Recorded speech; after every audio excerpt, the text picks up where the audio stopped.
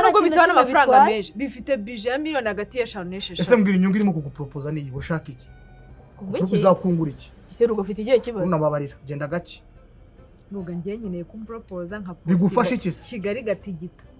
Kigali gatigita buri wese akabibona akavuga ati keke bamupropoje bamukorera ibintu bya bindi umuntu wese areba akavuga ati wow ubu nyene haranshinga ivi ngo wiriyo merime cyane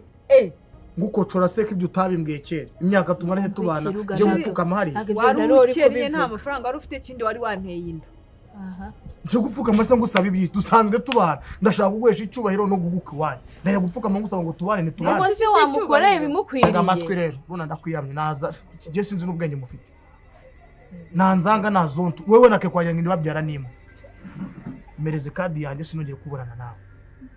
kuva uyu munsi nzajya nishura buri kintu cyose aho mugiye mwishura ikintu mwabimbwiye ubu namakosa nanjye kukugira icyizere ngagwiriza uburenganzira nzi ko umuntu ufite ubwenge ariko rugabye bintu wapi nagafata umugore ubyaye gatatu muvuge ngo nta bwenge afite runa ndarakwiyama umunsereza gucyo ndaguhagurutsa hano ureka tuganira fereza ubuko n'ubwacoye ubuhumbi ijana uvuga uzatwera ntago ari miliyoni 10 ubuhumbi ijana buzagura iki mu bukwe bwacu basi mu agaciro kuzamupropoza nkuko nari kubigusaba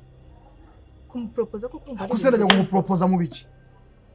ndamupropoza mu kindi dusanzwe tubana ariko kwa mubona ntago bikuraho uburenganzira bw'uko akwiriye gupropozwa nk'abandi bakobwa iyo proposal isobanura ikintu imaze nukuzuza umuhango nyine ibintu byose mukabyuzuza umuhe muhango se kuzuza umuhango wi none se rugamo ndasi ndacecetse ngaho ubu nje gutera ibimbwe ngo wakwemera ko tubana yeah will you marry me none se ni tubana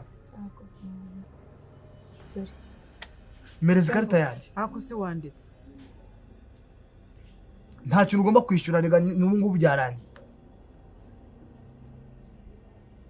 mereza karita yanjye